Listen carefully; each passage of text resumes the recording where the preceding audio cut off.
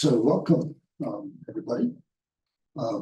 This is new graduate student orientation in the agronomy department. So first day of class, I like to make that announcement, whenever I'm teaching, let people know what class it is. Every now and then, someone will slink out the the back door. But at any rate, I assume you all intended to be here.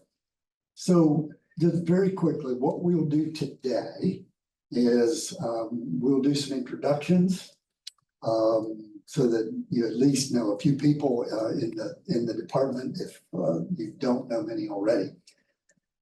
We will give Dr. Farrell, our chair, the floor to make a bit of an introduction, and then we will hear from our Graduate Student Association.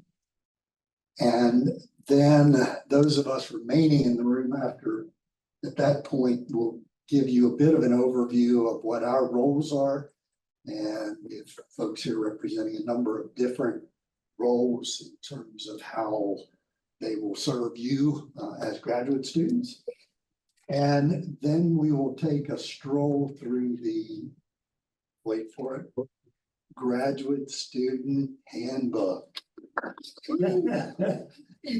I realize you would pay admission, it's worth the price of admission to do that. Now, it sounds dreadfully boring. We will do that selectively. And our overall goal in that process is to get you ready really for the start of your program and that first semester in terms of really executing some kind of critical steps. And this is really our opportunity to get you acquainted with those things. So that's what we'll try to do today. So those of you who are online, if you don't mind, if you could turn your camera on for a minute or two here, just to introduce yourselves, that would be great. And Marnie, am I right? Were you with us? Hello, I am Marnie Ward, and I am an extension agent in Citrus County, Florida. Right. But I was recently accepted into the graduate agronomy program, and my focus will be agroecology. Okay, thank you. Were you with us in the summer for orientation? No, I was not. Okay, very good. My mistake then. All right, so let's keep on going then. Olivia, and basically what we're looking for here is just name, kind of an indication of the nature of the program. If you're in a thesis or PhD program, who you're working with. So my name's Olivia. Right now I'm at the Range County Research and Education Center in Ona. I am working in forage research with Dr. Vendramini and Dr. Bulau. I'm co-advised by them. And I do have a thesis, and yeah. Very good, thank you. Erin.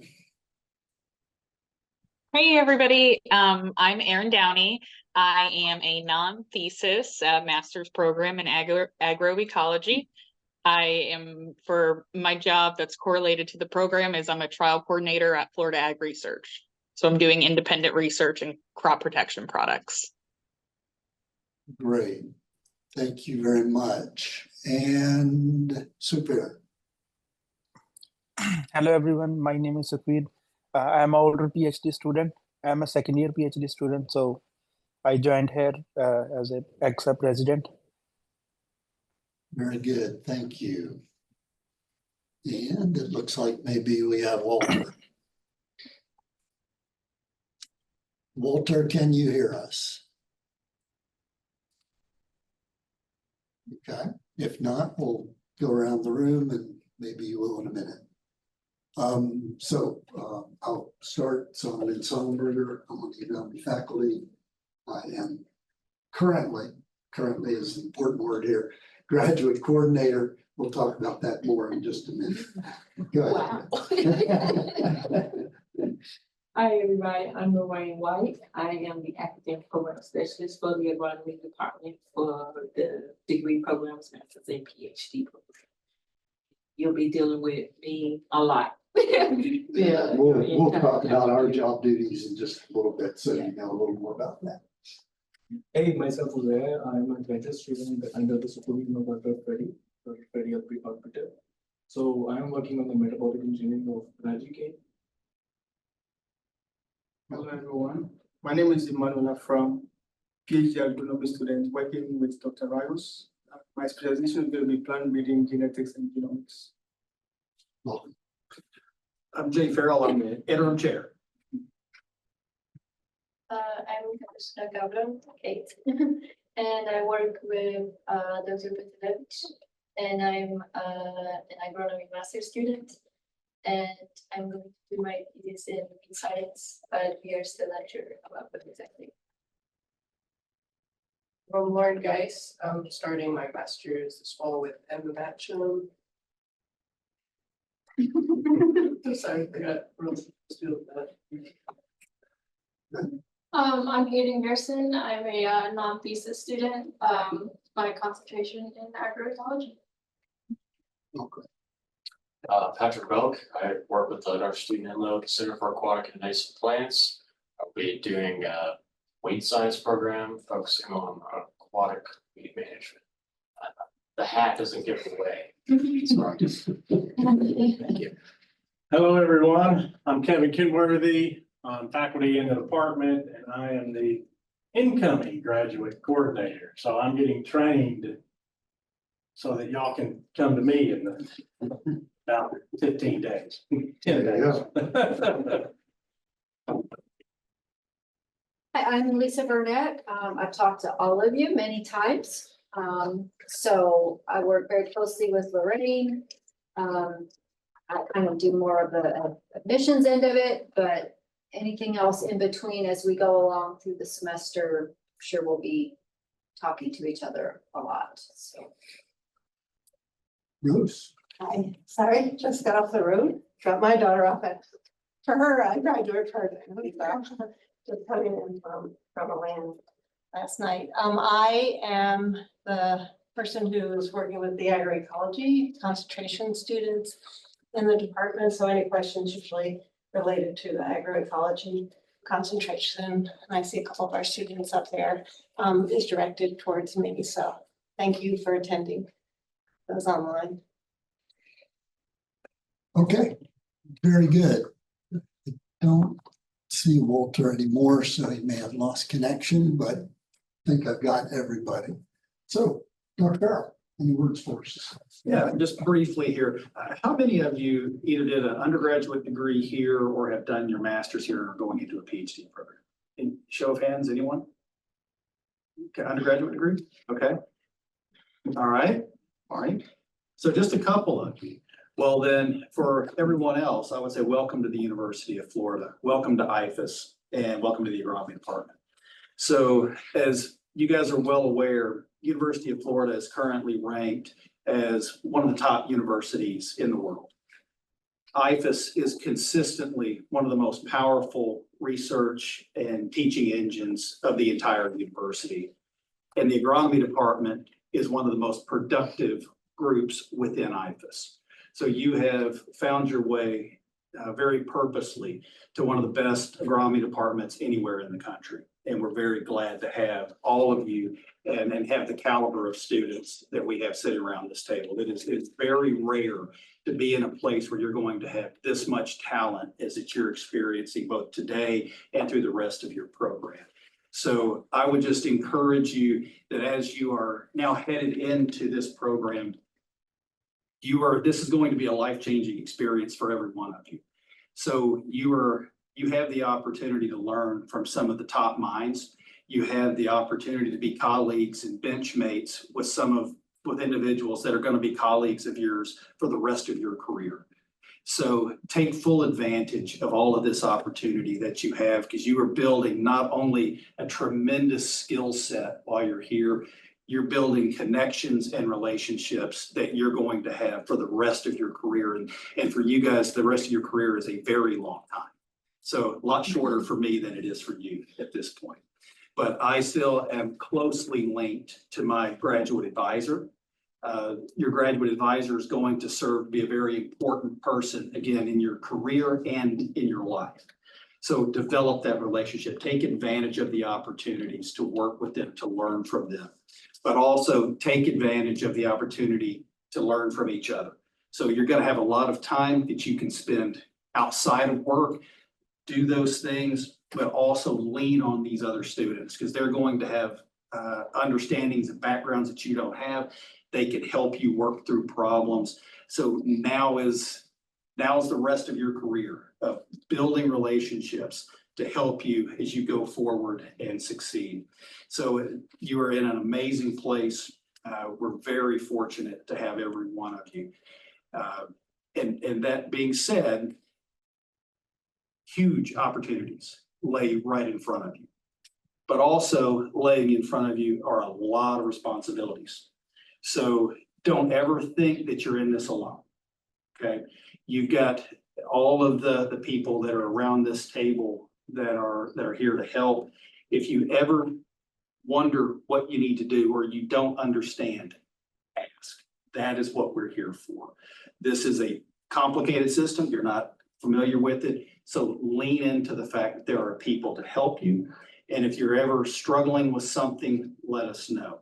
So your advisors can help, your graduate coordinators can help, our program assistants can help. So there's a lot of people because we're all invested in your success. We want to see you all do the very best you can, and getting the wrong form turned in at the wrong time doesn't lead to success. So let's make sure we are asking the questions, getting everything together that we need. But guys, you all are, you're in an amazing place with a bunch of amazing people. So I look forward to seeing you, each of you develop over the next few years. And if there's ever anything that I can do to be assistance, please stop by and let me know. Give me a call, send me an email. And chances are I won't know, but I definitely know who does know. Okay. Any questions that you have about the program or what you're doing? Perfect. Don't know yet. That's why we're here. All right. Thank you very much. Guys, welcome. I'm going to step out and let you all have the meeting, but you're at the right place and enjoy the hot weather. It's good. Welcome to Florida. All right. Very good. So the next thing we will do is give you a bit of an overview, someone will, of the Agronomy Graduate Student Association, affectionately referred to by the acronym AGSA. Okay. And so will that be you, Lauren, or will that be Super? There's I three think of us he here. indicated that he was here for that. I think Okay. He introduced. So Super, are you there? Lauren, can you give that because I'm not feeling well right now. Okay. Yeah, well, thank yeah. you. So I am currently vice president of the Agronomy Graduate Student Association. Basically, as a graduate student in the agronomy department, you are part of it. We do little events like workshops. We had a public speaking workshop. We'll do little just like hangouts, essentially, maybe a pizza party every once in a while. Basically, it's just a way for you to get to know the other students in the agronomy department, because I know a lot of our labs and everybody just don't always get to work with one another and meet everybody here. So yeah, we have our Facebook page, which will post about events we have, and we have an Instagram account. It doesn't have a lot up right now. We're gonna work to keep that more updated. Yeah. Patrick, I also joined the organization, but I'm just going to be a liaison between our organization and the graduate student government. So just to get information between us and the larger pool of graduate students. But hopefully we'll be getting one Thursday. Just to add a bit of context to that, those of you who are new aren't necessarily aware, but one of there are a lot of advantages of being in this department, but one of the disadvantages is that we are not all centrally located. So, you know, we have people scattered, and not just throughout the state, which is a function of the fact that we have a lot of research and education centers throughout the state of Florida. And there are graduate students who are resident at those locations, but also even on campus, our programs are scattered among multiple buildings and locations. And those are good facilities, but the problem might be that, or is that, you know, it's not always the easiest for you to connect with other graduate students from other programs because they may be located on the other side of the campus or the other side of town. So one of the benefits of participating in EXA is developing some of those networks and contacts among your fellow graduate student colleagues outside of your own group, lab group. So take that opportunity to, if you see activities, those announcements will be coming out in your email box and so on, but take advantage of those opportunities to get to know your colleagues and experience something outside more broadly than the context of your own PI's lab group. Anything else, you know, related to this? That's pretty much it. Okay, very good. And you did sit through this already once, so you don't need to feel badly about leaving if you would like. You're welcome to stay, but it's really good the first time. Second time. I love it so much. So excited. Yeah. All right. So I think what we will do first is well, let me just mention that.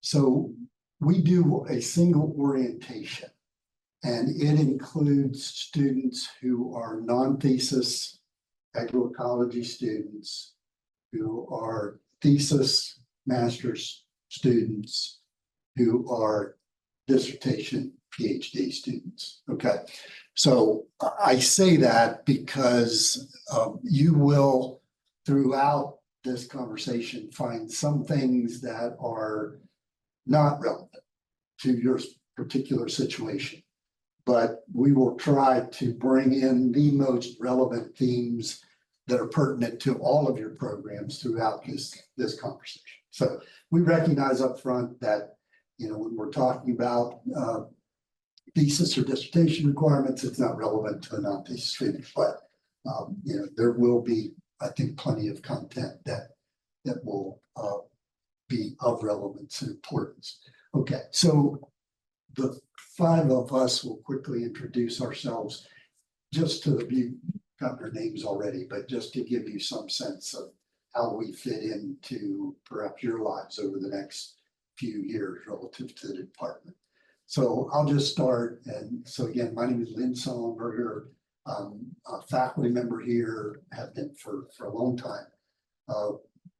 I am a current graduate coordinator. We alluded to this, that I've been doing this for almost 14 years now, and Kevin has very graciously, Dr. Kenworthy has very graciously volunteered to release me of that responsibility. Not that I hate it, but it's good to get the fresh set of eyes and thoughts about how the job might be carried out. So really only for the next few weeks am I serving in the role of graduate coordinator. But let me just mention a few things about that role. And Dr. Kenworthy will be stepping into that role very seamlessly. So you know, you can take advantage of the kinds of services that the graduate coordinator provides. So the graduate coordinator has some broad programmatic function in terms of graduate programs, but as it relates to you more specifically, one of our important roles is basically to serve as a point of contact. And sometimes people use the term ombudsman, and basically an advocate for graduate students. Typically within the system, graduate students have historically at least been somewhat underrepresented in terms of advocates for them. And so the role of the coordinator is really to serve as a point of contact for you if you are having any kinds of issues in your program or personal issues. We are not trained counselors, so we will not attempt to serve in that role. But we can serve in a professional advisory role. We can serve as kind of a person to brainstorm with about issues that you might be having relative to your academic program. We can also guide you if you need other types of assistance that we cannot provide. The tendency, I would say, for many students is to minimize or ignore issues that are occurring in their program that, you know, it could be a relationship issue between you and one of your lab mates. It could be an issue between you and a major professor, you and a faculty member in the department or a member of the staff. And I would just say that those kinds of issues are typically best resolved the earlier in the process you seek out help. And so one of the roles of the graduate coordinator is to serve as a confidential sounding board for you. Maybe to give you some ideas about how to deal with somebody who's causing problems in your life. Again, point you in an appropriate direction. So never hesitate to reach out to the graduate coordinator if there are significant issues that you are having. Graduate coordinator also functions as someone who has a significant knowledge base about the program. Kenworthy just starting, you know, he'll be building that knowledge base over time, but we also have other people in the group here who can help you with those things. So bottom line, the graduate coordinator, that person, yes, they have broader programmatic kinds of responsibilities, but really one of their key responsibilities is to act as a contact point for graduate students who are having issues or who have questions, okay? So use the person in that role. You know, make them work for their money, basically, okay? Those. So I specifically help students in the agroecology concentration, which is it's still agronomy major, but your concentration is agroecology. Typically, all of those students are online. Typically, they're non-thesis, but sometimes there's some exceptions. That doesn't mean that other students can't reach out to me, but really, when you're having a challenge that goes for any faculty member, you should, you can reach out to others and see if they'll tell you whether they're the appropriate person to help you or not, or guide you to others. So I don't want students that are sitting here to feel like there's this order, but typically you would go to the graduate coordinator, but you should, Lorraine, Lisa, myself, it's always an open door if you're having a challenge, and sometimes students just feel more comfortable speaking to other people. So that's really your call. In terms of the agroecology concentration, typically those applicants that come through that sort of pathway into agronomy, I've already chatted and have helped guide those students with their plans of study and sort of getting started in terms of selecting their courses. And depending on how your committee unfolds for your project, I may remain as your chair, or we may be adding a different chair person depending on people's interests, and you'll have another faculty member. But as I explained to both Erin and Marnie earlier, you know, you'll come to me each semester, we'll look at you, we'll pull out your plan of study, we'll make sure you're in the right courses, we'll direct you to the right portal so that you can get signed up for those courses. And then depending on how many classes you're taking, eventually, when you're some way midpoint in your program, we'll start discussing your project. And we can do that earlier depending on the student.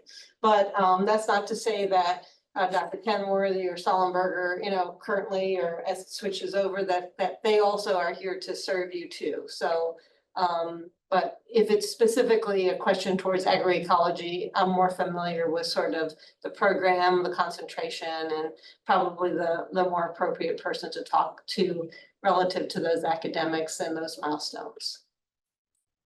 Thank you. You're Great. As I said before, I'm the academic program specialist of the program.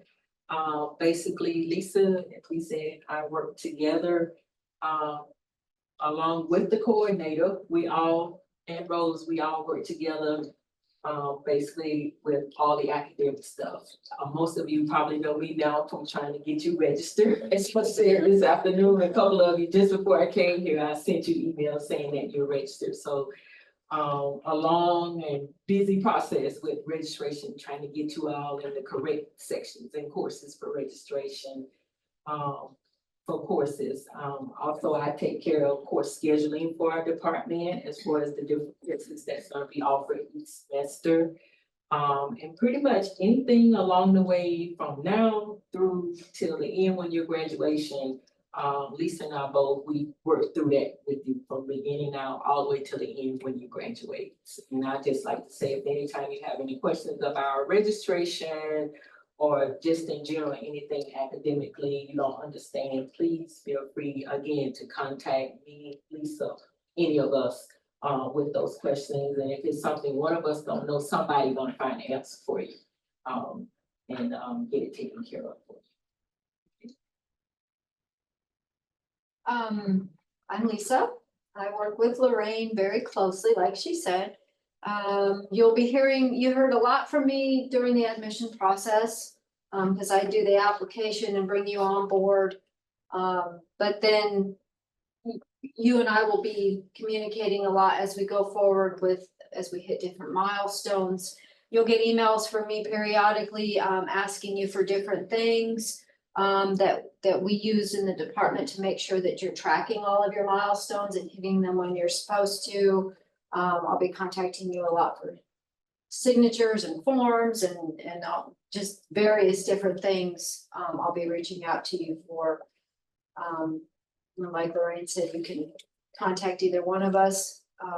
We do a pretty good job for the academic side of it between the two of us. You can contact either one of us and we can, you know, if it's something, you should give it to me, I'll do it. She'll give it to her, she'll do it. So we'll take care of you one way or the other. So just feel free to just reach out to us.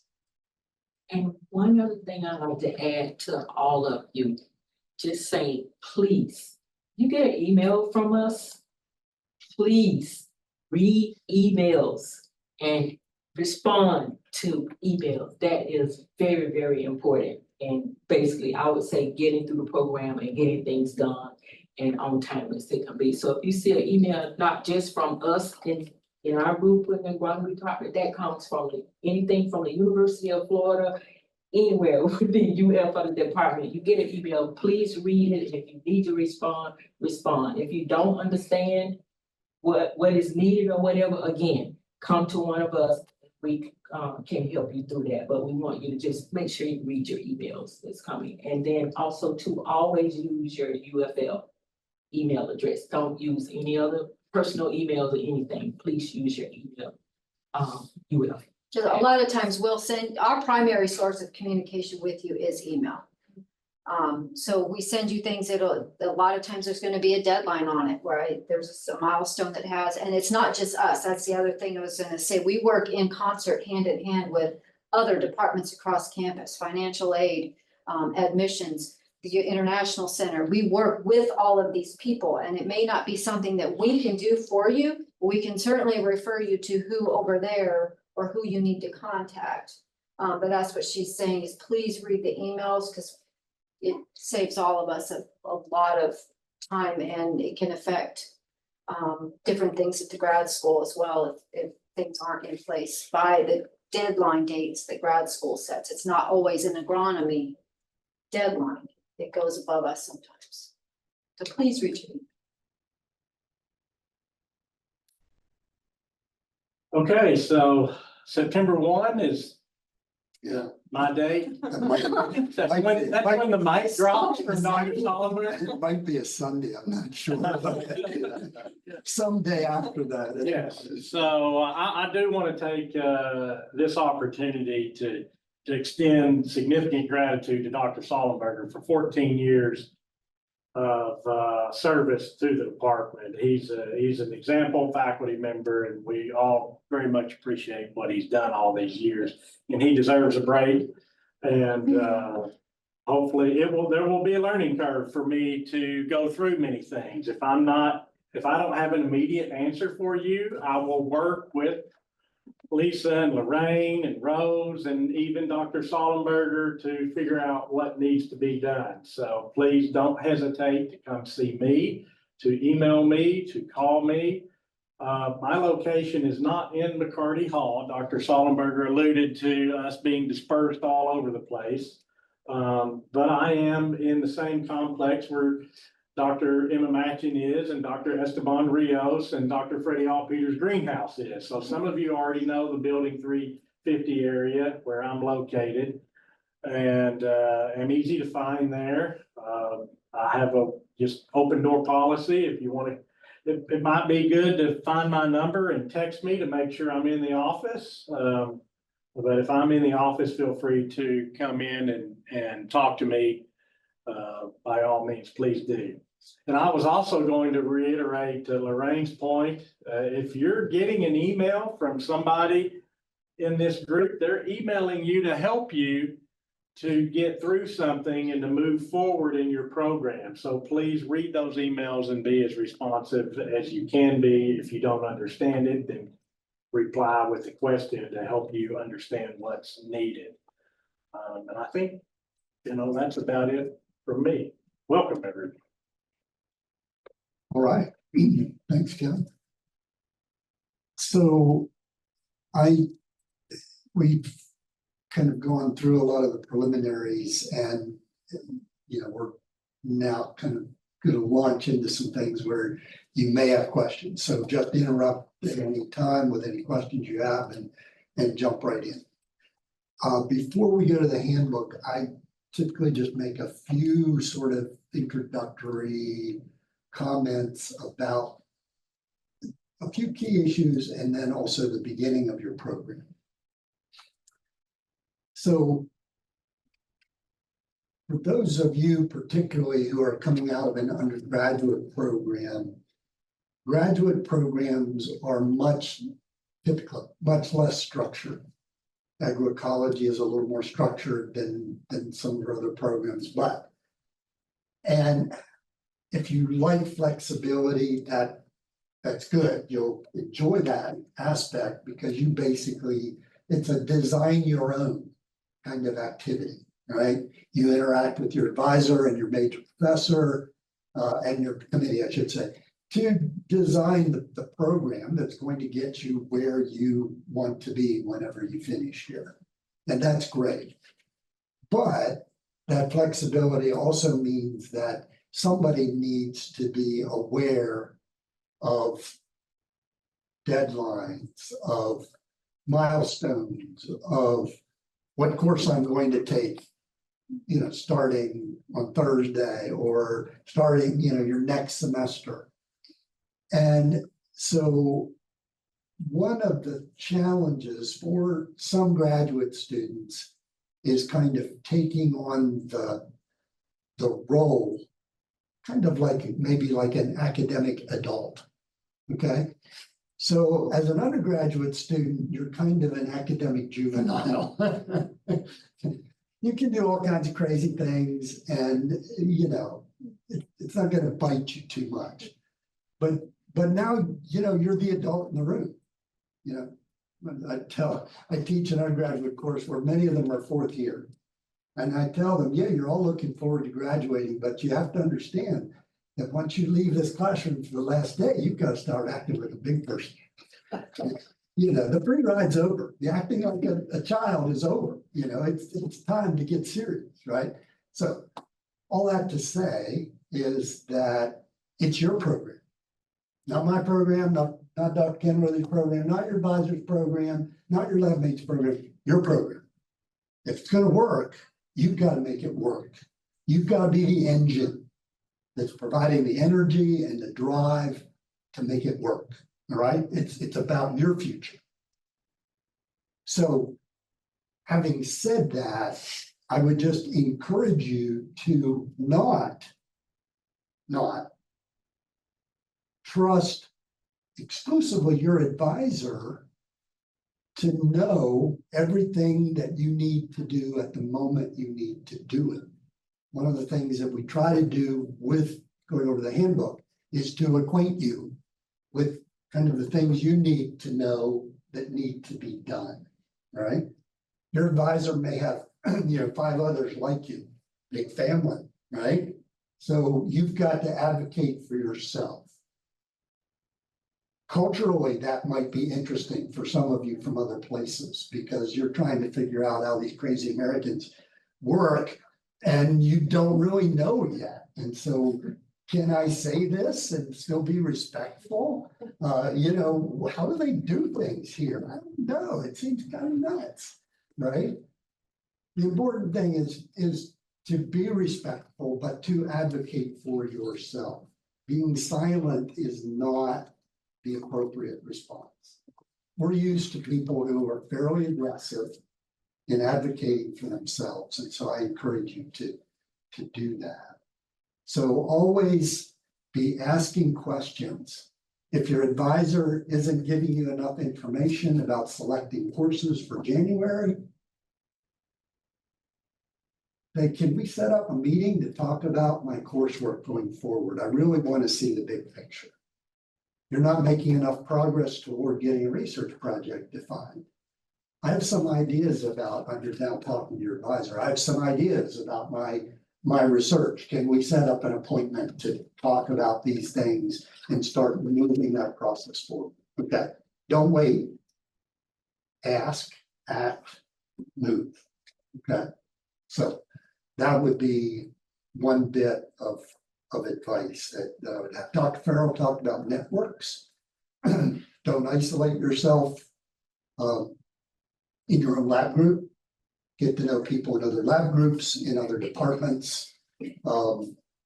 Lots of opportunities. You'd be amazed. I'm looking kind of backward at my career at this point, but connections that I made in graduate school, I still have interactions with and have been important people in my life throughout. So don't miss that opportunity. One other thing I would say is that typically, for at least many students, not all students, but your first term in the program is when you may have more flex time than any other term throughout the program. And so students may be wondering, what is it that I should be doing? I'm taking 2 classes or something. Well, if I'm an undergraduate, I'm used to taking 5. So 2 is like, wow, this is a piece of cake. What do I do with all my spare time? So I'm going to tell you. So there are a few things you need to be working on early in your program, because eventually Lisa will start sending you emails reminding you if you haven't done that. But what are those things? So one of the first things you need is, and again, this applies to really to all of you, but to master's thesis and PhD students particularly, you need to have at least some sense of what your project is going to be, right? If you don't have that already, that's fine. Many students come in without having a project defined. But you need to be taking very concrete steps every week throughout that first term to define what that project is going to be. Why is that so important? Well, obviously, you've got to complete it to get out of here. But what's really important in the short term is that it drives a lot of other things. It drives who you ask to be on your graduate committee, which is also something you need to be working on. It drives what courses you need to take as part of your graduate program. Okay. And obviously it drives the preparation of a research proposal. Those of you who are in agroecology, your projects typically tend to be more concentrated during the latter half of your program, whereas thesis and dissertation students, it's throughout the entirety of your program. So agroecology students, and Rose kind of alluded to this, you have a bit more time to start thinking about what your degree project will be. And Rose can help you with that timeline. But those of you in thesis and dissertation projects, you really need to get on that. You can then start writing literature review and your proposal. Okay, so define the research project, at least in general terms. Start reading and writing literature review about your project. Meet with your advisor, talking about the project, but also deciding what courses you're going to take throughout your program, and develop what we call program of study, which we'll talk about in a minute. And start writing your research proposal. So we do require, so we talk about milestones. So what the heck are milestones? Those are significant markers on your way through the program. What are they? Early on, your milestones are committee appointment. So you need to decide who your graduate committee will be. And that's done in conjunction with your major advisor. You need to submit a program of study, which is the list of courses that you're going to take. So basically, you want to have a roadmap, one semester, no more than 2 semesters in, of exactly which courses you're going to take throughout the entirety of your program. And thirdly, for those of you in thesis dissertation projects, a written research proposal. Okay, you have to submit all of those eventually to Lisa. So she looks very friendly, but she can be a pitfall when it comes to getting those milestones out of you. Thanks. She may show up at your door. Right. No, she won't. Yeah, right. No, that won't happen. That won't. And I'm kidding. But she will send you emails encouraging you to meet those milestones. All right. So whenever you're wondering in the first term, dang, I don't have anything to do. I'm just gonna, take a nap. No, get to work on those milestones. And if your advisor isn't seeming like it's a big deal, camp out in front of their office, get an appointment, and get them started on that process. Again, you cannot assume that your advisor is going to promptly follow through on all those milestones. I'm not not casting shade on your specific advisor. I'm talking advisors in general. They have a lot of things on their mind. You're just one of them. Very important one, but. And you're all over the place in timeframes, so they don't. When I start a new student, I tell them, you need to be aware of the deadlines. Don't count on me to keep track of it. You've got to know the things that need to be turned in. I'm here to support, but you need to know that. And we'll tell you, we will tell you. You won't just have to look it up and won't know. We will tell you. That's why we say, please read the email, because we will tell you. You'll probably be sick of hearing from me. So basically the way we run is that by the end of your second term, so you guys are starting in fall, if we don't have those milestones from you as we approach the end of spring semester, you'll get a reminder email from Lisa indicating that we expect to have them by the end of summer, by August of next year. So that's basically the time frame that you're operating in. I encourage you to get at it your first term, but you know, that's toward the back end of the acceptable time. And we give you time. It's like you said, it's not like we say we need this by next week. We give you plenty of time because we know you're busy. So Yeah, we're not gonna, you know, we don't have the power to, even if we thought we would like to, but we're not gonna throw anybody out of the program. All we're doing is trying to make sure that the best practices are followed so that we know that all of our students are getting the appropriate advice in a timely manner. And, you know, we're simply like mom, you know, looking over your shoulder to make sure that those things are happening. Okay, that's it. The other thing I would mention, and I'll probably think of some other things as we go along, but start strong.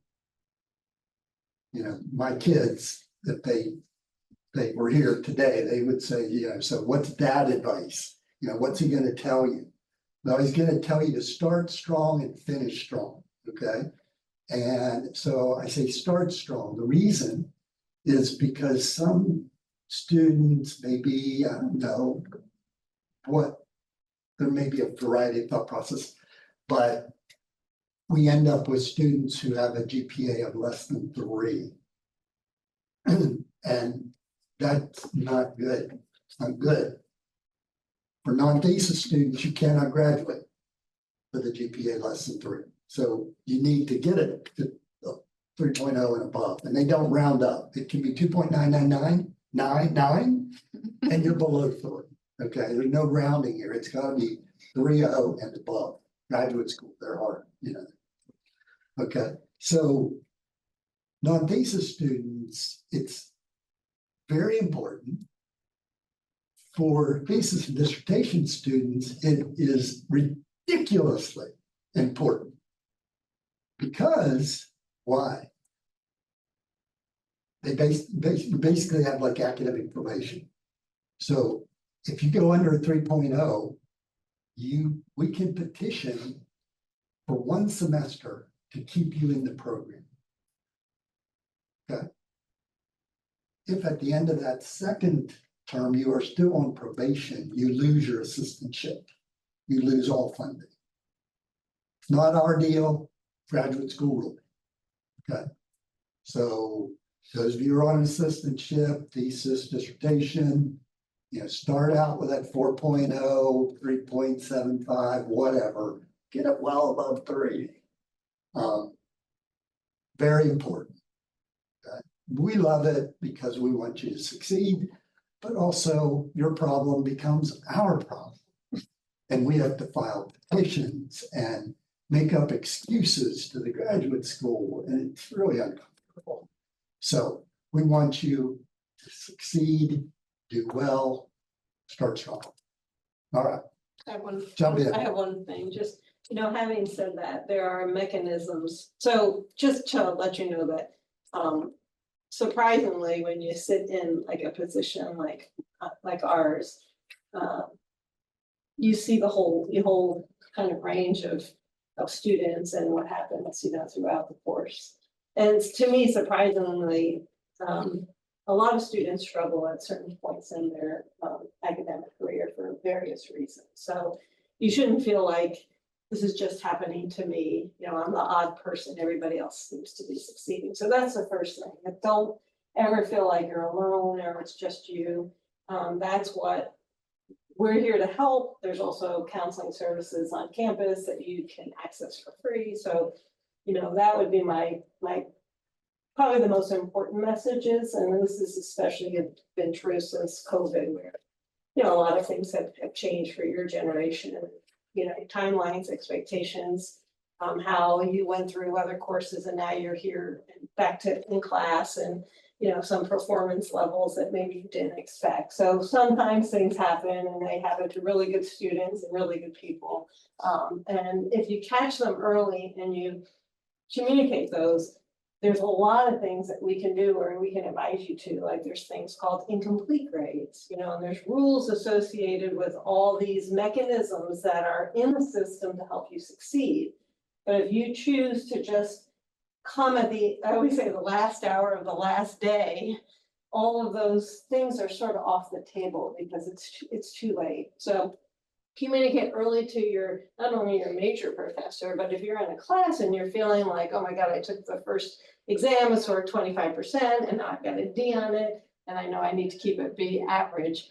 There may be options, and certainly a conversation with the faculty member to try to figure out how you can improve. Like, don't just think that I'll just figure this out on my own. So communicating with your professors, sometimes exploring what are my options at the end of a semester if I'm almost done with my class, but all of a sudden something has happened back home and I'm going through this emotional thing and I can't focus on my finals. There are things called incomplete grades that you might be able to just get an eye on your record and finish it up over winter break or during a summer break. So there's lots of mechanisms in the system, you know, to help you as students. But you need to kind of reach out and just share sort of what's going on so that we can direct you to the right ones at the appropriate time. So that would be my big advice. And then also recognize, I know it's kind of hard sometimes, you know, you're just thinking of your whole program, but my advice to you is there are financial challenges you're going to come up with, like, oh my gosh, I have gotten my Versar bill and it shows that I owe like $10,000 and you're going to kind of freak out. It's going to cause you a lot of stress. Realize that those, like, there's, you know, the financial and sort of the billing aspects of things, they're separate, you know, sometimes from registering for classes or the academic sides of things. And we, again, if you communicate those things, we'll tell you, okay, those things have not been processed yet. You know, some of that might be in an email to Lorraine, some of it may come in an email to you. So kind of reduce your stress by realizing if you've got something that's so shocking, don't go to bed thinking, oh my gosh, they're going to come for me. I don't have that money in the, you know, just, type out an email, realize that it's probably something just in the system that hasn't cleared yet, you know, on the financial side. And then, you know, on the academic side, that's really where we can help in terms of, you know, if you're not doing quite as well as you expected. For international students, I don't know how many are international students, but okay, yeah. So unfortunately, you have yet another layer that sometimes we're not as familiar with. You know, there's academic rules associated with your visas. There are sometimes payments that are delayed because you don't have a social security number yet. So just recognize that, you know, there may be some questions that we're going to have to work with, like I think Lisa said, UFIC, which is the international center that you guys all should have checked in on. So there may be some unique aspects that also are related to sort of the fact that you're an international student, and there's you know, you have your F1 visa that requires you to do other things. So again, just communication. I will say there's a thing called I go to it all the time. So if I'm going to it and Lisa's going to it and Kevin will eventually go to it, there's a lot of things, we don't keep these dates in our head, but the UF on the main website, if you just do Google searches like UF last day to drop courses for, you know, there's like a whole schedule of all the deadlines, some of these major sort of deadlines that the university puts in. So I would advise you to, you know, select this semester, either screenshot it, but keep a copy of that so that you're not just relying on those emails, you're sort of being, like Lynn was saying, proactive with these deadlines that are associated when you can drop courses before you lose all your money, you know, your fees, when's the last day to withdraw from courses, when's the last day to drop courses for drop ad. So a lot of these things are published. Be familiar with all the websites that are out there, as well as the graduate school website. Is really everything that we're going to tell you is rules that come from the graduate school that just the departments more or less implement. There's some variations, but you know, some of these strict deadlines that we're talking about are deadlines that are for every student, and you can find that information also on the graduate school website. And a lot of times I'll go there for really particular questions that I might have. Yeah, just a couple quick points there. So if you do find yourself in over your head in a course, the title sounded grand, but the reality is not.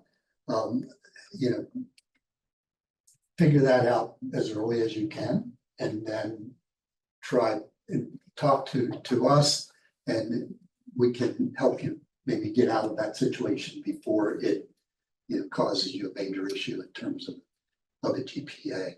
And any question related to your program that's causing you heartburn, whether it be residency status or you know, your bill, your birth cert statement, or whatever. Lisa and Lorraine have a lot of experience, and they can, if they don't know the answer, they know people to get answers. So don't, as Rose indicated, don't try to shoulder that burden yourself. Ask questions early and often, and we'll do our best to help you. Okay, one quick thing I'd like to point out is that, you know, Rose mentioned Googling things. And so, you know, I Googled UF agronomy here, and I just wanted to show you. So then we have a graduate main page. We have a list of graduate courses and so on. But if you go to the graduate main page, we're going to be talking about this in just a second. So I thought I'd point it out to you. But you just scroll down here to current students, okay? And then you click on current students. And then we'll be looking at all of these forms, but there are forms for all kinds of things. You know, the first one is registration request form. So whenever you're going to register for spring semester, you'll go to this site, you'll click on that registration request form, fill it out, click submit, it goes to Lorraine. Okay. And so any kind of form, the handbook that we're going to look at today, evaluation forms, we'll talk about that a little bit, IDP for PhD students, programs of study, templates, fillable forms are all there. So all that kind of stuff is readily available. And we can send those to you too. If you absolutely cannot find something, we have them saved. Right. Send them to you. Okay. So lest you think you're going to be here for the entirety of the day, we will kind of move this along a little bit. Any questions you have before we kind of launch into the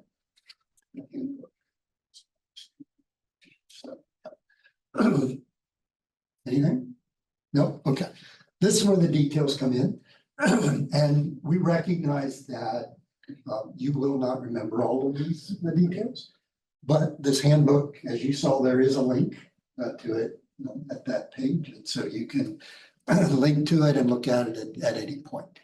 And again, I'm going to scroll through most of this. We'll stop and look at a few things, but so, you know, kind of the different programs that we offer in the department, table of contents for the handbook. So there's a lot of stuff in here. We've talked about whether we should just, you know, kind of collapse it, but people need various kinds of information. And so it's all there. All right. So we're going to move on down beyond that to this. Those of you who are on an assistantship, this applies to you. You are now an employee of the University of Florida. Okay? And as such, you have employee benefits and employee obligations. And so take a look, graduate assistants receive up to 5 days of personal leave during a semester. You would want to interact with your advisor if you wished to use some of that leave.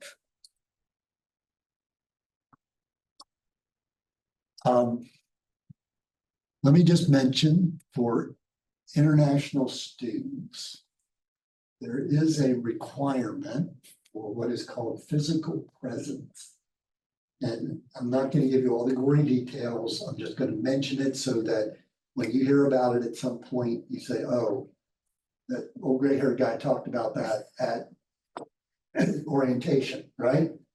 So for international students, there is a requirement for physical presence. And what that means is basically that you you're restricted to one course in 100% online format per term. Okay. Now, the university has managed to come up with a way around that a bit, because it turns out that there are actually, particularly since COVID, quite a lot of online courses. And that's great if you're at a research and education center on campus, you may prefer face-to-face, but regardless, you may have, and particularly, so Olivia, you're working out of an REC, you may be taking 2 courses that are online this fall, for example. Yeah. I don't know. Yeah. And you will need to, one of those can be 100% online, and but you're not international. No. Okay, forget that. If you were international, Right. and so for those of you who are international, even in Gainesville, you may be taking a couple of online classes. You can only do one of those by rule. The other one you need to find a way around, and there is a way to do that. There's basically a number of different things that you can do, but it is simple as taking one exam in person. And so when you'll get an email, and it may cause you to panic because it'll indicate that your registration is, inappropriate or something because you've got too many online courses. Let us know, work with you, encourage you to contact a professor, one of those classes, and take an in-person exam that meets the in-presence requirement. You're good. Okay, so don't panic about that when you hear about it. Just be aware that can happen. Okay, I'm not going to go through, kind of what you're specializing in. I'm not going to go through all of that. GPA, we've already talked about the GPA. 3.0 is the magic number, which is a B. We operate on a 4-point grading scale. If any of you are unaware of that, the grade of a B is 3 grade points, which is this 3.0.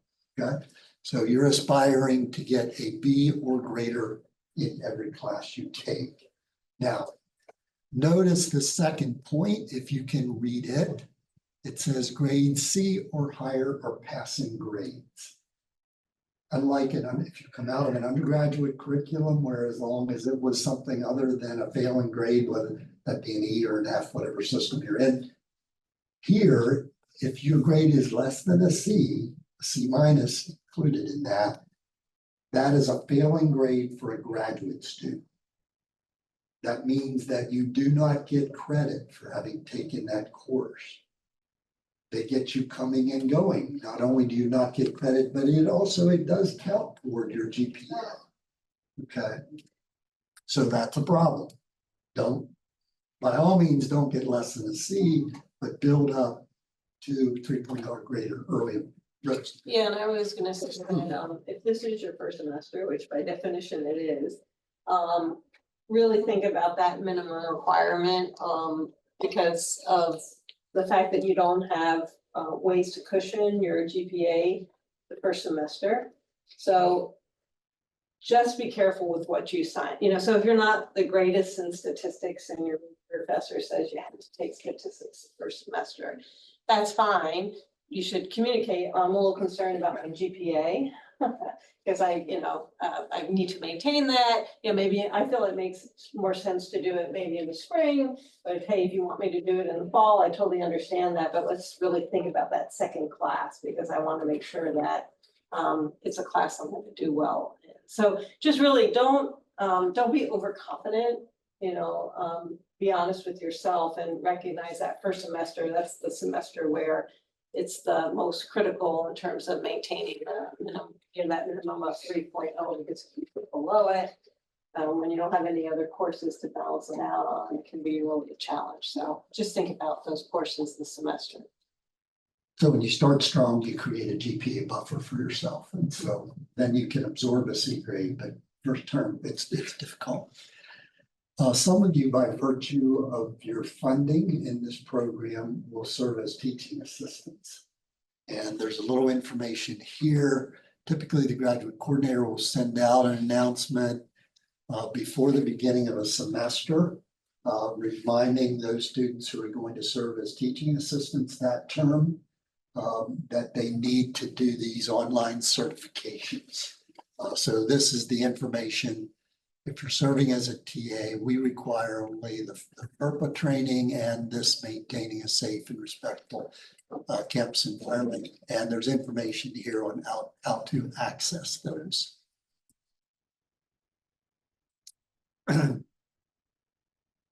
Okay. There are not a lot of required classes in agronomy. Agroecology, you do have a more defined curriculum, particularly choose from a menu, but we do require a graduate seminar, which is your exit seminar. That's for both non-thesis and thesis students, and occurs at the time of your final exam, which is at the end of your program. And in terms of enrollment for non-thesis students, you have the flexibility to enroll in credit hours based on your life circumstances. If you are a thesis or a dissertation student, you have very limited flexibility. You take 9 credits in the fall, you take 9 credits in the spring, and you take 6 credits in the summer in general. And yes, Lorraine, I will remember to talk about that. She saw me looking. I knew she was gonna be looking at it. So 996 is what you register for. That's what's covered by your tuition waiver. It's rare that you would exceed those numbers. Somebody's got to pay the extra tuition if you do. So generally, we're talking about 996. This comment here is about research hour enrollment. This applies only to thesis and dissertation students. You do not need to take 3 classes of 3 credits each every term. Okay, say, oh, I'll take 3 classes. No, that is 9 credits, but you can take, typically your coursework is front loaded in your program. You take more classes early in your program, fewer classes later. So typical load for a new student might be 2 classes in their first term, 6 credits, and then 3 credits of research. Okay, so research credits tend to be a filler to get you to the 9, right? So master's student may take 2 classes and 3 credits of AGR 6971, which is research. Talk about that a little more when we get to the program of study. Final term enrollment, I have no inkling that you will remember anything about this by the final term, so we're not going to deal with it. All right, so here's more information about enrollments. Here is the fall, spring 9, summer 6, and so on. Let's see. If you are from Latin America, this would include South America, Central America, or the Caribbean. There's something called a LAC scholarship. If you are from elsewhere, this does not apply. There'll be more information that comes out about this, but they have just made a change for people in the LAC scholarship. Instead of 6 credits in the summer, you now have to register for 8. But it's a new rule. It did not apply for this summer, but it will apply starting next year. You'll hear more about that, but I can't imagine you're going to remember that. So let's not worry about it right now. Okay, let's talk about finances for just a minute. Again, this mainly relates.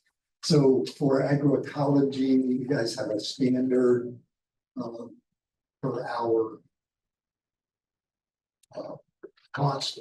For some of you, Marnie and so on, you would likely be using EEP, Employee Education Program, where they pay for up to 6 credits a term. And so that's if you have questions about EEP, Rose or Lisa or Lorraine can help you with those questions. Of course, we're happy to entertain them now as well, but for those of you who are on an assistantship, yet you will register for 9 credits.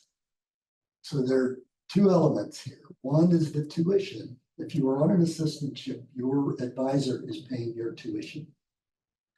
Yeah. But there are fees in addition to tuition. And those fees are described here. $82 per credit hour, basically. So fall and spring, essentially $740. Summer, a little less than 500. Yeah, so that, my math is right, you know, we're right at around $2,000 a year that you are responsible for in terms of fees. Okay.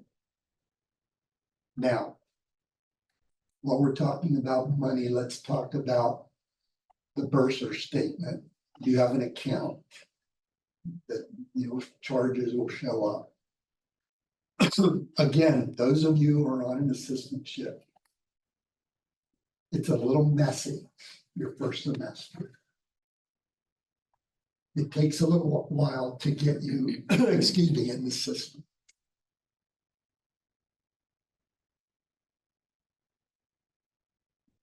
Charges will show up in your account as if you are not on an assistantship and are not getting a tuition waiver. Okay. And that's what Rose was saying. You might see this like $10,000 bill in your account.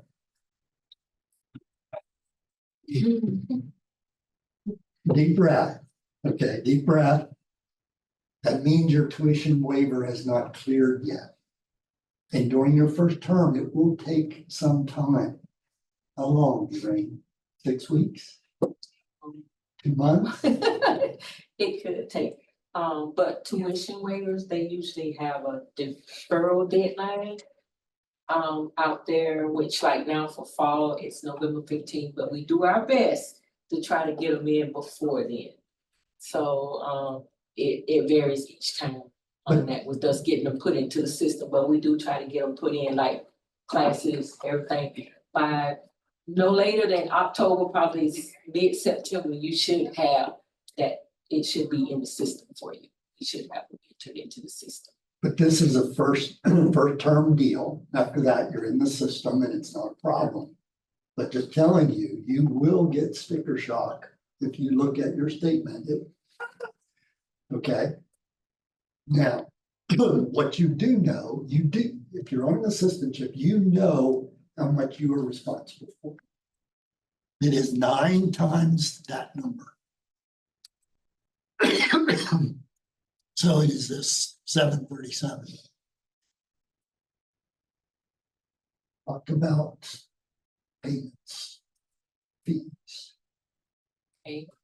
Basically where he's just talking to you about that 737 for those 9 credits that you're responsible for. These are due for the fall on September 16th.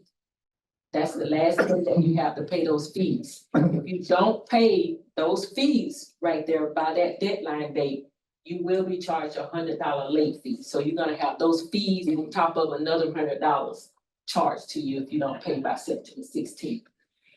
Also, the good thing about fees, if you don't have that full $737 or whatever it might be, please, and I stress, please pay something. If you $5, whatever you can pay something on it so that you won't get charged a late fee. Okay, and then once you pay that, however much you can pay, just kind of continue paying on it until you can get those fees paid.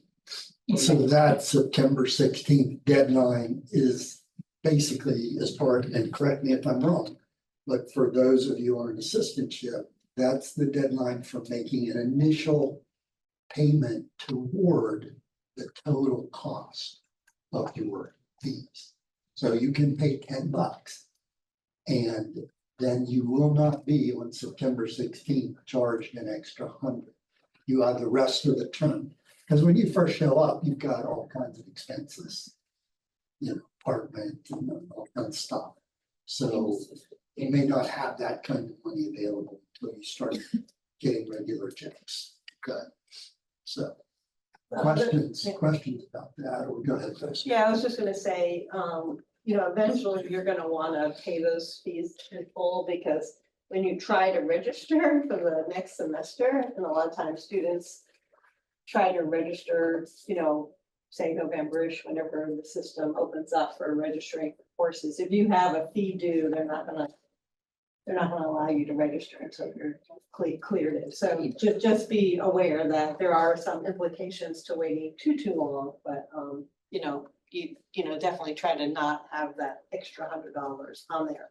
Also, I think it's really important for us to talk about this so if there's anything, at least in my opinion, that is one of the most important things to get out of this session is to recognize that we have students that we talked about at research and education centers, right?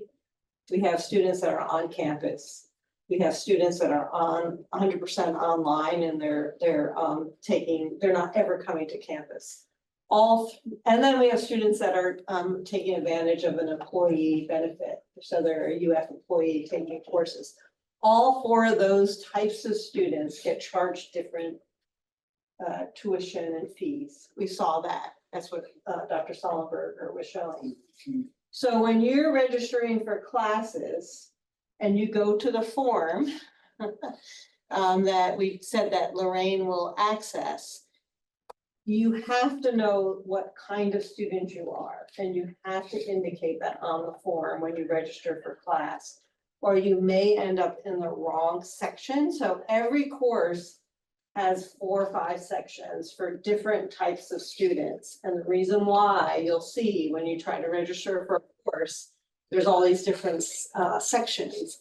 It's because each of them charges a different fee associated with that section. So if you're in the wrong section, you're gonna have the wrong charge, and then eventually somebody's gonna catch it, and then typically we get in trouble because they're like, why do you have students that are only paying the online fee when they're actually on campus? So to get around that, we've almost every course at the graduate level in every department, so this is not unique to agronomy, has to automate or figure out a way to register you. You cannot, in most cases, register yourself. Right? You have to come through those academic advisors. So if you're and you're taking a statistics course, that's not something we can register you for, but we will advise you to say, okay, or we'll connect you to the person who can register you. And there's no one. Every department has different ways. Sometimes there's a person who will just take your name and register you because they have a list. Sometimes there's these Qualtrics forms that you figure out. So we'll help guide you that. But you know, the bottom line is when it gets to registration, always remember, oh, hey, yeah, Rose talked about this or Lorraine's mentioned this. If it's an agronomy course, go to that form.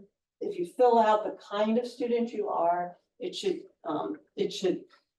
get into the right section, and then always check it, you know, after Lorraine says, I registered you in a section, go check it and make sure it's like the EEP section, or it's the, you know, the agroecology section, that it's the right one, and then you will not have the wrong charges on your persona. So we don't get great jollies out of registering all of you. We'd love for you to be able to do it yourself. Lorraine's life would be so much easier, but because the system is so complicated. And so Olivia, I would just mention that, you know, it would be important that you be registered in REC sections this fall because you are at an REC and you can save there about $25, looks like, per credit hour in terms of fees by being at an REC. So that's one of the examples why that would be important. Okay, let's move right along. Each of you, whatever program you're in, sorry, I need some work stuff going on, will be evaluated. And everybody evaluated at the end of spring semester. So there is an evaluation form that these forms are linked in the handbook, but they're also from that web page that I showed you. There's a special form for non-thesis students and then another form for thesis and PhD. Lisa will send out that email telling you it's time for evaluations and then give you a deadline and you'll follow through with those. So those forms you can take a look at. Information about supervisory committee. Their roles, I'm not going to read that. You can read that on your own.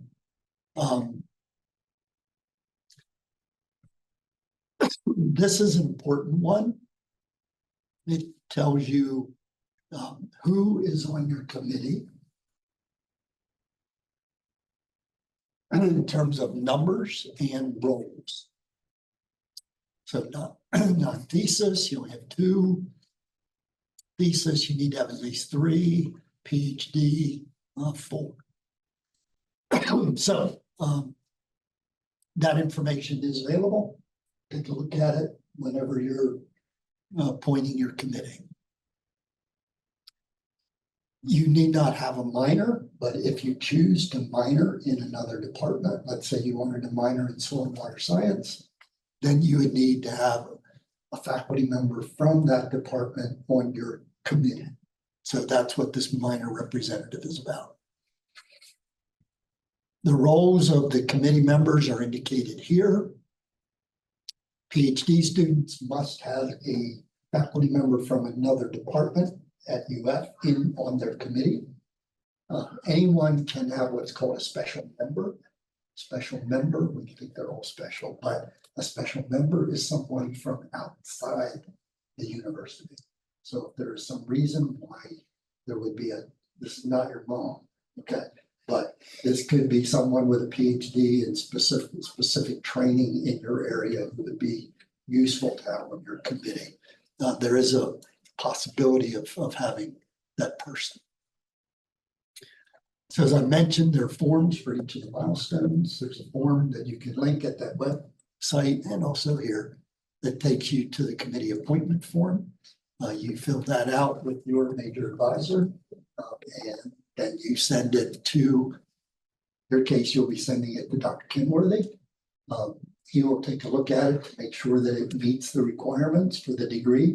He's not going to look at it and say, no, I don't like that person, take them off. He's strictly looking at it to make sure that the committee meets graduate school requirements, okay? All right. We don't need to talk about readmission. Program of study. We've defined it here as a minimum agreement between the student and the committee, defining the coursework that you will take for your degree.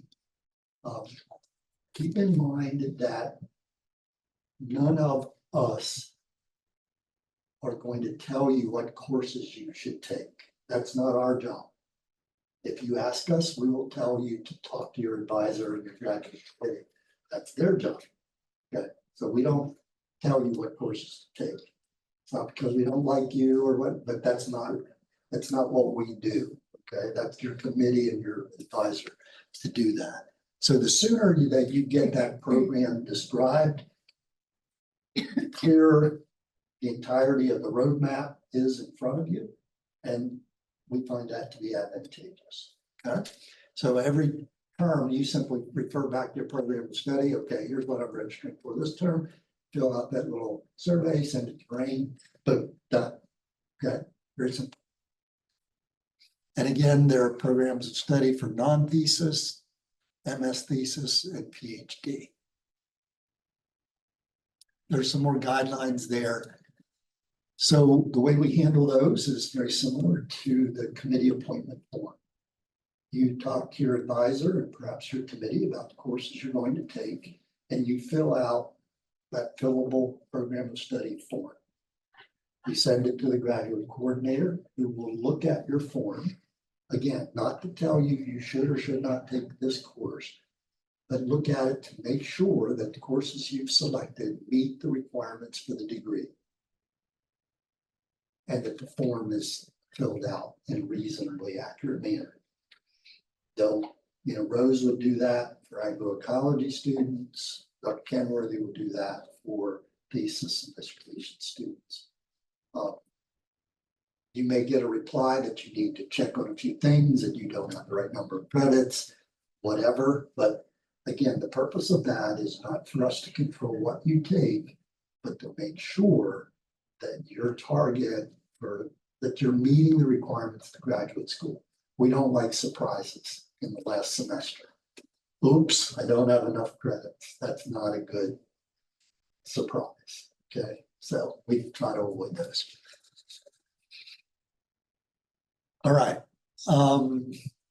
If you wish to make a change after you've already submitted the program of study, and I should say, so after Dr. Kenworthy has said, looks good, then he will send it to Lisa. Lisa will send it out by DocuSign, and you and all the members of your committee will sign the document. So it's basically a contract between you and your committee saying, these are the classes I'm going to take for the degree that I'm seeking. Okay, I've said that there are not many requirements in agronomy. A couple of exceptions. One, seminar. Two, we have a core curriculum, and each of our students should take at least one course, 3 credits, in each of these 4 core areas. You say, oh my goodness, that's crazy. Turns out that for almost every student, you're going to take a course in at least 3 of those areas anyway. So for most students, it means you take 1 extra course. I work more in a management related discipline. My students would not normally take a genetics and breeding course. They need to take 1 to meet that core requirement, but they would take a course in all the other areas. So generally it's like an extra course. Here are lists of courses. The courses that are bolded are courses in the agronomy major, or that count toward credit in the agronomy major. Non-bolded courses are outside the major. You should know that not every course that might meet that core requirement is here. This is an example list, not a comprehensive one. You would like to take a course to meet a core curriculum requirement. You don't see it here. Send an email to Dr. Kenworthy. Say, I would like to take this course to meet this core requirement. They'll take a look at it and get back to you. Okay. Questions about core. This does not apply to agroecology students.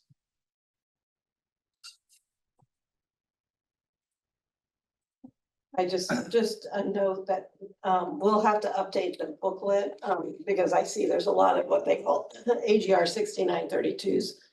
Those were kind of temporary course numbers, and some of those have changed. So just realize updating this list gets updated. Pay attention to the name of the course, and usually you can find the right number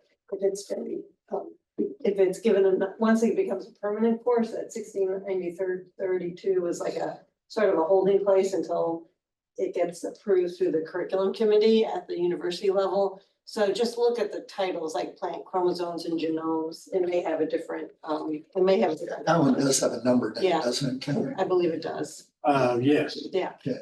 So We'll we'll have to update this. We'll need to update that list a little bit. I didn't think about that when I was revising it. Okay, so here are some example program study forms.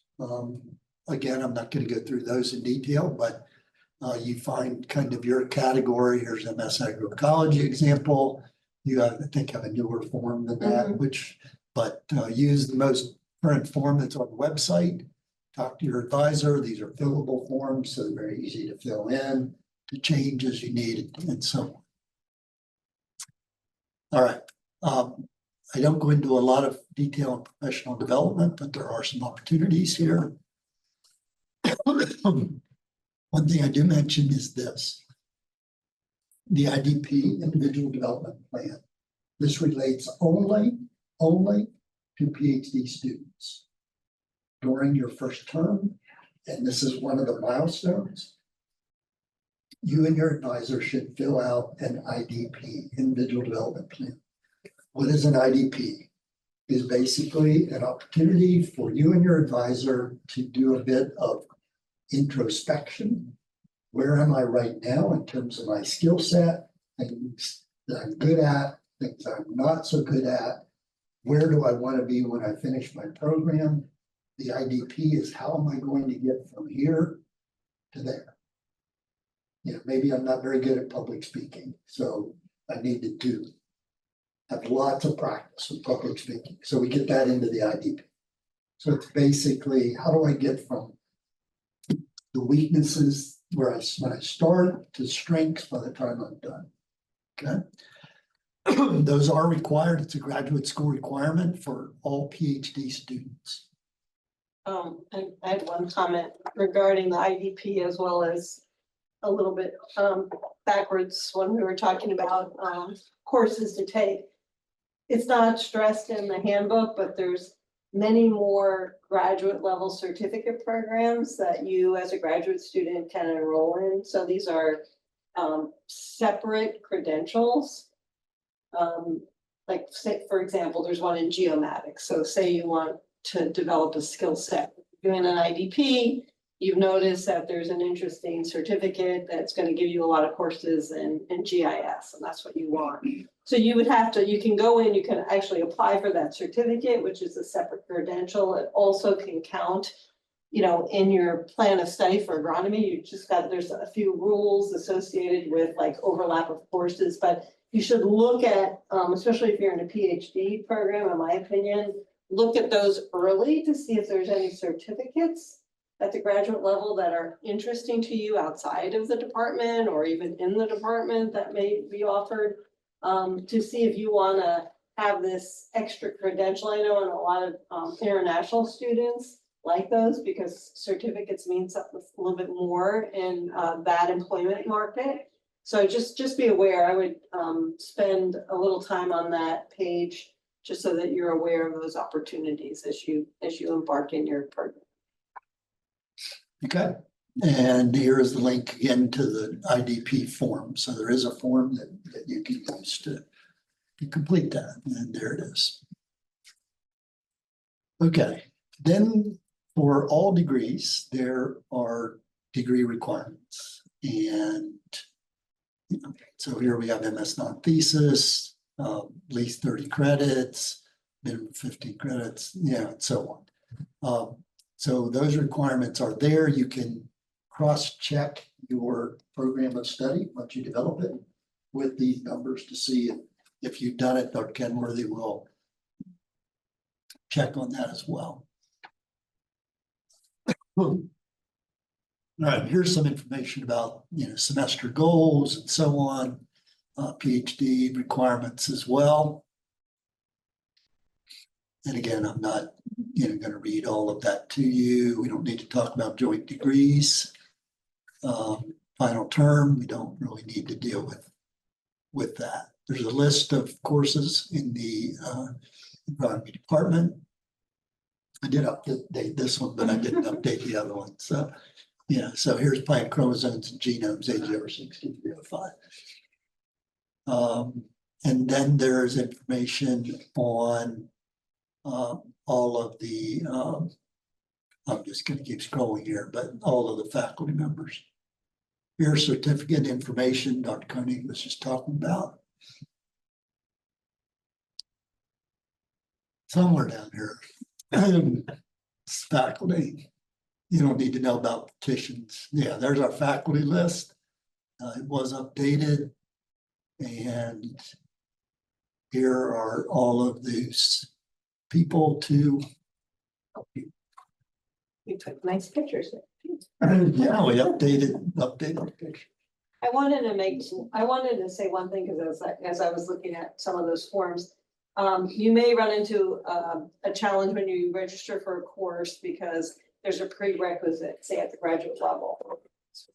You try to register and they say, oh, you need genetics AGR 3303 or a genetics course, and say you don't have that course to take, molecular genetics or something like that, but you have something similar in your undergrad or a course you had as a master's degree and now you're trying to get a PhD. You may, Lorraine may have to say to you, I can't register you until you get permission from that faculty member to take that course, because when she goes into the system, if there's a prerequisite that you don't have on your transcript, she's gonna get almost like a little X saying that she's not supposed to register you.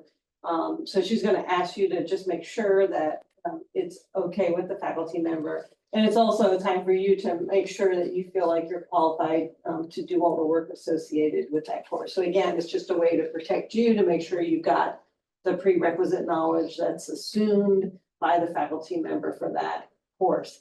Having said that, you may need to end up, like say you are getting into plant breeding, but you really don't have as strong of a genetics background as you thought. You can take 4,000 level courses and apply some of them. There's ways of taking a upper division 4,000 level undergraduate course and get it applied to your graduate program. But again, there's rules associated with how many. Just relative to that, so any undergraduate course, which would be 1,000 to 4,000 level, that you take in the major cannot count toward the degree. So, for example, if you needed to take intro genetics class 3303, you can take it as part of your 9 credits in any given term, but it would not count toward the 30 credits you need for your master's. Or however, you can take, and that's what the number, I don't know exactly, maybe 6 credits, undergraduate credits in another department and count them toward your degree. So if there is a kind of a foundational course that you need to take, just you can check on that with us and we can help you. But it does count towards your 9 to make you a full-time student. Right? That's toward your registration for that semester, but not toward the number.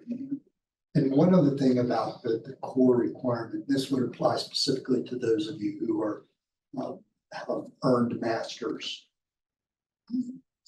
The core requirement applies to the totality of your graduate work, not just to your degree here. So if you have a degree from another institution and you took something in physiology and biochemistry from another university, you don't wish to repeat that here, that's fine. It's for the totality of your graduate program. Your committee needs to make sure that you met the core. So whenever you submit your program of study to Dr. Kenworthy, you would, if you don't have a course in one of those core areas, you would want to include in your email, I took plant biochemistry during my master's degree. It's on my transcript. My committee decided that was adequate to meet the core requirement in biochemistry and physiology. So we're not attempting to make you retake things that you've already taken, but kind of the core of the totality. Okay.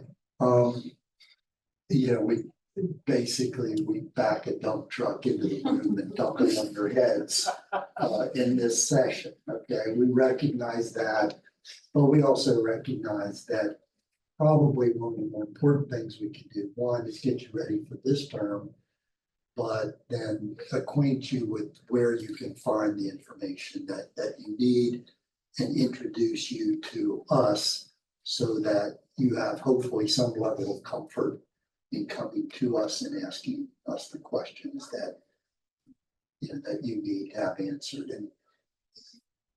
And these people, and particularly Lorraine and Lisa, have a wealth of knowledge about how the system works and can answer a lot of your questions. So don't feel like you're being stupid or something by asking a question, please. we're here as a service to the graduate students. And it's our role and our job to help you and to do everything we can to ensure your success. So don't hesitate to ask.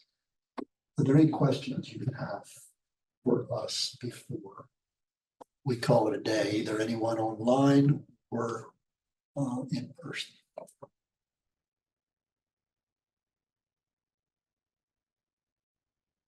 Good, or really good, or really bad. Those are the two possible answers for no questions. But in any case, thank you very much for coming today. We appreciate those of you who joined us online. Oh, there we go. Walter, got a question. What you got? Unmute Walter. We can't hear you if you are asking. Yeah, There you sorry. go. Well, mainly just to give you the thanks for being able to give you these words, to having the time to explaining us all the basic stuff. And if it is not too much problem, I wanted to ask or ask for help mainly to register one course, because I already got it registered, but I check it out today to see my schedule and it doesn't appear. It's from another department. It is statistics. So now that I hear that you need to contact them and to reach them, I'm really concerned because the fall is starting really soon. So I need those credits too. So whenever you finish, I would like to ask you, how can I solve this? If you can help me, I can give you my UFID. Just that. And thanks you one more time. Good. You're welcome. Lorraine, what would you like to do? Walter, did you Yeah. send me, I'm Lorraine, did you send me an email regarding this? Yeah. You have? Okay, when I get back to the office, I'll look into that for you and I'll send you an email, okay? Perfect. Thank you. Appreciate it, Lorraine. You're welcome. Mhm. Okay, I do have a quick question. Yep. I need insurance. Oh, Greater oh my gosh, Greater- yeah, that's. Was it Gator Grad? Yeah, me too. Oh. Yes, I would like to figure that out. Okay, my first question with the Gator Grad Care for the insurance, do you guys know if you're in the UF, have already been hired in the UF grad system, in the system? With HR, have you received information from HR that you've been hired in the system? Probably not. Well, let me know, go back to it. Have you gotten an email that says Gator Grad Care is available, sign up? No, Well, yeah. I just signed my papers like a week ago. Like a week ago? I Okay, so that's probably what, yeah. I think you can. I don't think you can, I know you can't sign up for Gator Grad Care until you're in the system or whatever. But there is something like a waiver out there that, I believe you can go on and complete that waiver part so that you won't, they'll take, because what's gonna happen with the insurance, automatically, pretty much you guys, they give you an insurance and put that charge on your account if you don't do the Gator Grad Care by this certain date. Which you don't want to happen. Which you Because don't that's want. very to expensive. happen. It's like So- $2,000. When we were or talking something. about looking for emails, Yeah, you Yeah, that's one of definitely them. don't want That's to one miss of the them. one on Gator Grad Care. yeah, okay, That's a big one. Yeah. Okay, so, But what you're saying, Lorraine, is that they won't be able to sign up until till they're in the They're- system, effectively, HR within- higher. when you're They're actually, employed. when you're officially hired at that point, then the system doesn't recognize you until that point, right? Right. So that's, be aware that there is a time frame during which you can sign up for Gator Grad Care. And you must sign up during that time to get the low cost insurance. And if you don't, they will just put you in an insurance and then you'll get a bill that's bigger than you want. So that's very important for all of you to be aware of, that be on the outlook for emails relative to. Yeah, so if you look at other, I mean, it's gonna show on current, it'll have a whole tab on Gator Grad Care. Right. It says within Okay. 60 days of your appointment, but just reach out, ask questions to them, you know, there's usually somebody who will answer. You know, but I would be very specific and get guidance directly from them, because this is another area where it's best to have an email, not from Lorraine or myself, we're not experts in this, like, that you're dealing directly with Gator Grad Care, with correspondence, getting the right guidance. I can tell you your letters have been forwarded on to Ken upstairs, our HR person in the department. Okay, Because once we're done with you on the academic side, all of that as a package is handed off to the HR. And then he will work with HR at UF to finish the rest of the process and get you in their system, and then they will contact you. okay. So that has been done, because I usually do that the same day Okay, that I get the letters back signed from you. Then they're sent on to Ken as our HR person. okay. So you should be getting something from HR. Yeah. Whether it's more paperwork to sign or that paperwork saying that you are in the system, they'll explain about Gator Care, they'll give you a link there to contact Gator Care and steps that you need to do to sign up for Gator Care. We did just get you done, so. Yeah, so It's Yeah. our teeth, so we got it though. None? Other questions? So it does have a information about this kind of being late, so definitely go on, just read through that and make sure, you know, they tell them, you know, communicate with them. You know, all that information is there under the health compliance office.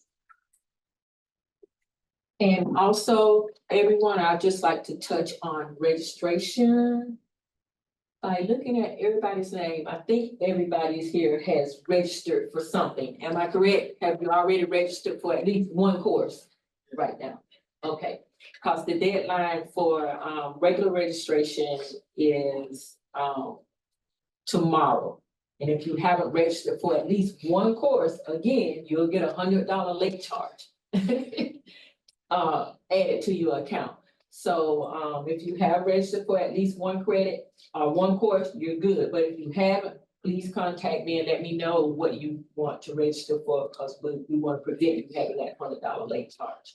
And drop ad goes probably through next, I don't know. Yeah, Wednesday or Thursday or something, Right, but drop ad. so you can change your registration after classes start, typically the first week. I'm not telling you exactly what that date is because I don't have it up here, but you have to at least have registered for something. Right. Okay. And drop ad will be the 22nd through the 28th of August. 28th. It's drop ad, period.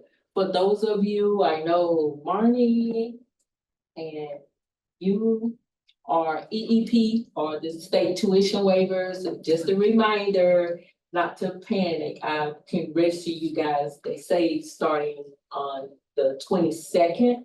But if you're not registered by that time, just kind of hang in there a little bit. They tell you the 22nd, but I can go out there and try to register you and they won't have your EEP code. And that EEP code has to be in the system in order for you to get that waiver. As that. Right now, I'm like registered for one course, the statistics. And do I just keep it or do I drop it into it after I get the EEP? And you're doing EEP, right? What we want to do is drop that course, because what's gonna happen, you won't get that tuition waiver on that course. Okay, Because you're not supposed to be registered yet okay. for that course, Okay. okay?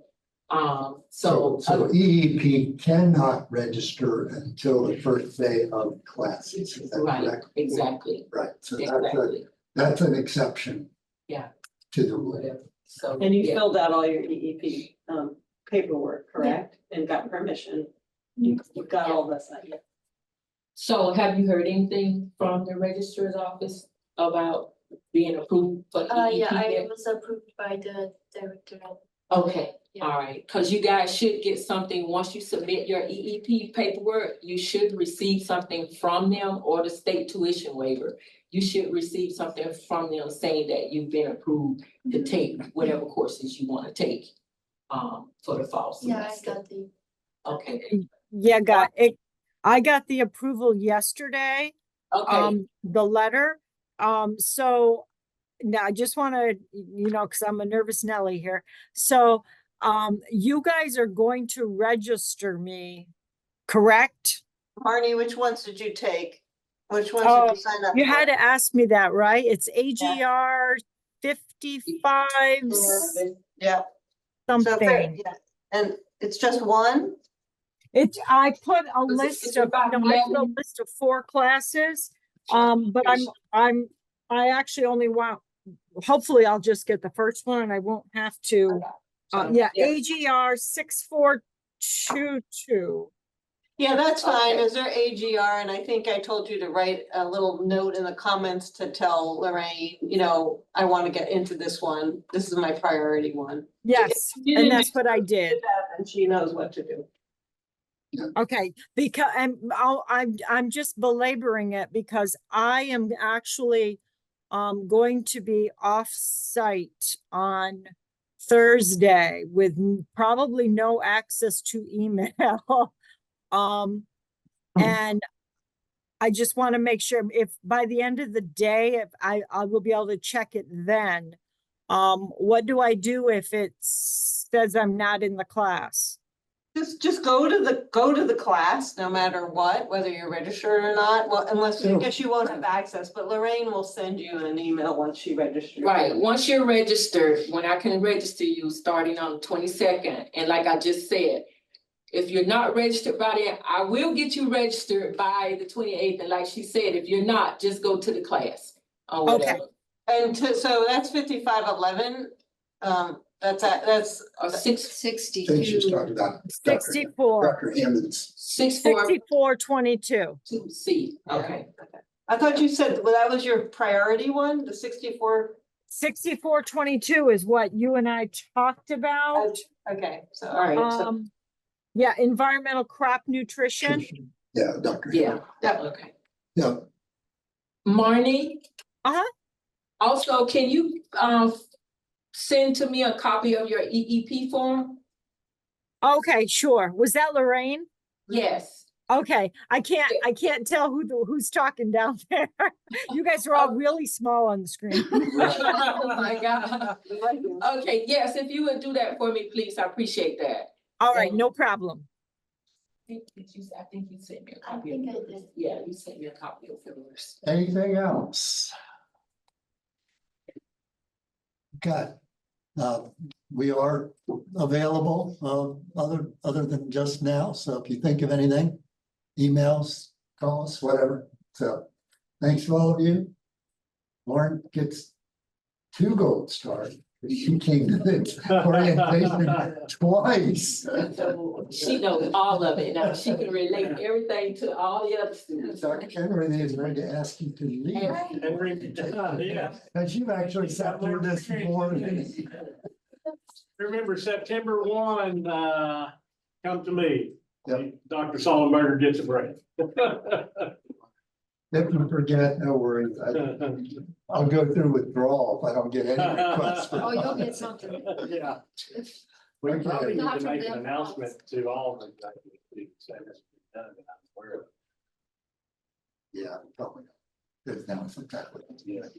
We can say. All right. Thanks, everybody. Thank you guys. Appreciate it. Thank you.